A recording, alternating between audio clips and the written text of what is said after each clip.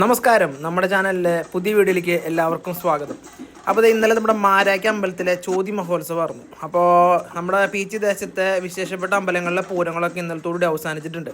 അപ്പോൾ ഞങ്ങളുടെ ദേശത്തുണ്ടായിരുന്നു പൂരം, കണ്ണാറ ദേശത്ത് നിന്ന്. മൊത്തം 3 ടീമായിരുന്നു കേട്ടോ. ഒന്ന് കണ്ണാറ ദേശം, അതുപോലെ കരടിയാള ദേശം, പിന്നെ ബുള്ളറ്റിൻ ദേശം. അങ്ങനെ 5:30 കൂടി കണ്ണാറ ദേശക്കാരുടെ പൂരം സ്റ്റാർട്ട് ചെയ്തിട്ടുണ്ട്. അപ്പം മേളവും ബാൻഡ് സെറ്റും വീരനാട്യമായിരുന്നു നമുക്ക്. അപ്പം മേളക്കാരെന്തായാലും തകർത്തുണ്ട്. അപ്പോൾ ഇവരത് ഈ ഡാൻസ് അടിപൊളിയായിട്ടുണ്ട്. ഇപ്പം മേളം കാണുന്നതിനൊക്കെ കൂടുതൽ ഇവരുടെ ഈ ഡാൻസ് ഒരു പ്രത്യേക സ്റ്റെപ്പ് അവരുടെ.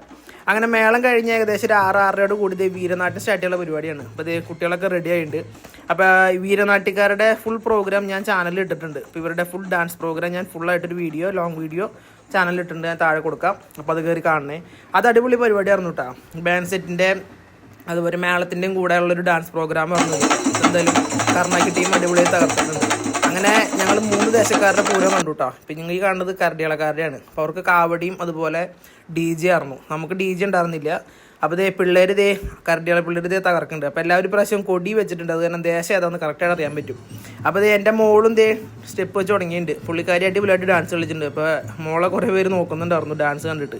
അപ്പോൾ അവൾ ഈണത്തിനകത്ത് ഡാൻസ് കളിക്കുന്നുണ്ട്. പിന്നെ പിള്ളേരുടെ ഇടയ്ക്ക് കയറ്റി വിട്ട് കഴിഞ്ഞാൽ അവന്മാർ തട്ടി താഴിടും. അത് കാരണം അവൾ ഡാൻസ് കളിക്കുന്നതിൻ്റെ കൂടെ നിന്നില്ലെങ്കിൽ ആകെ പ്രശ്നമാണ്. പുള്ളിക്കാരി എന്തായാലും എൻജോയ് ചെയ്യുന്ന ടൈപ്പാണ് വീണ്ടും തെളിയിച്ചുകൊണ്ടിരിക്കുക. അങ്ങനെ ഒരു 10 മണിയോട് കൂടി ഞങ്ങൾ അമ്പലത്തിലെത്തി. അപ്പോൾ ഇതാണ് നമ്മുടെ മാരാക്കിലെ അമ്പലം.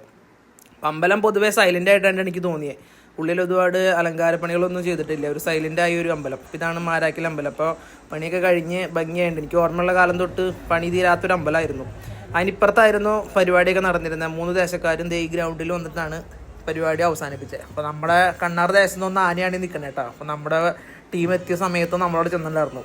പിന്നെ അവിടെ എല്ലാവരും കൂടെ ചേർന്ന് ഓരോ പരിപാടിയായിരുന്നു. അങ്ങനെ പൂരം കണ്ട് കുറച്ച് കളിപ്പാട്ടങ്ങളും വാങ്ങി ഞങ്ങൾ നേരെ പോകും.